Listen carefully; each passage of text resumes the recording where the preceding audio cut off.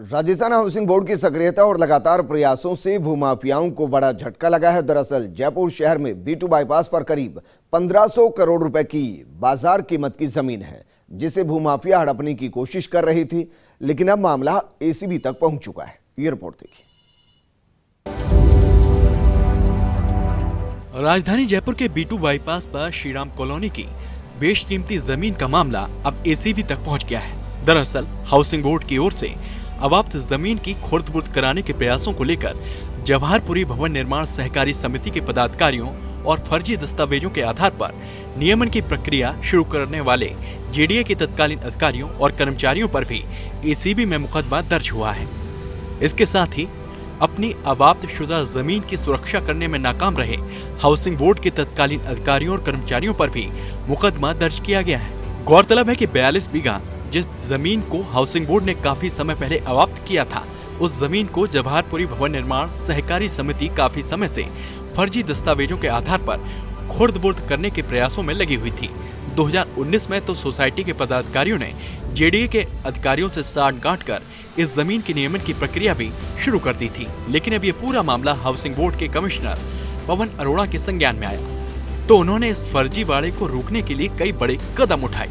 पवन अरोड़ा के निर्देशों के बाद हाउसिंग बोर्ड ने JD की ओर से की जा रही नियमन प्रक्रिया के विरोध में हाईकोर्ट में याचिका दायर कर दी। ऐसे में पवन अरोड़ा के दखल के बाद JDA बैकफुट पर आ गया और JDA ने जमीन से जुड़ी नियमन की प्रक्रिया वापस ले ली।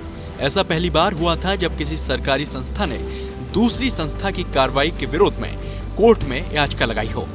हाउसिंग बोर्ड की ओर से जमीन बचाने के प्रयासों के खिलाफ जमीन पर अतिक्रमणकारियों ने हाउसिंग बोर्ड के खिलाफ सुप्रीम कोर्ट में अवमानना याचिका पेश की थी, जिसे सुप्रीम कोर्ट ने खारिज कर दिया था।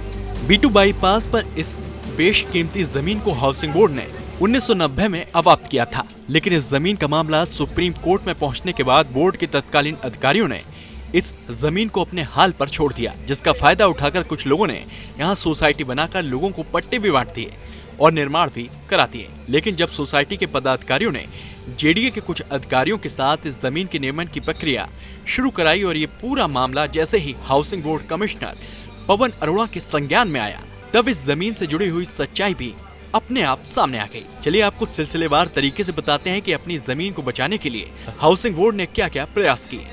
जमीन पर की जा रही नियमन की प्रक्रिया के विरोध में हाउसिंग बोर्ड ने हाई कोर्ट में याचिका लगाई। बोर्ड की याचिका के बाद JDA को बैकफुट पर आना पड़ा और नियमन की प्रक्रिया स्थगित हुई।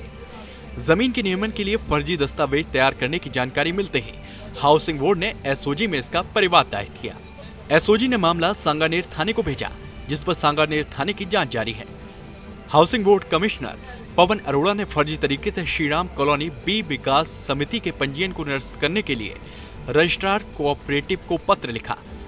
हाईकोर्ट में पैरवी के लिए बोर्ड ने AG को एडवोकेट अपॉइंट किया। AG की ओर से इस प्रकरण में पैरवी की जा रही है।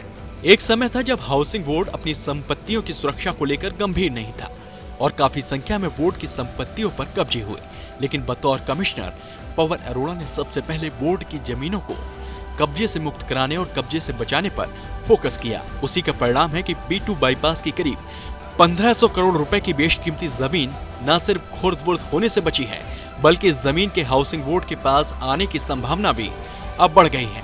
Shivendra Singh Parmar, first India news, Jaipur.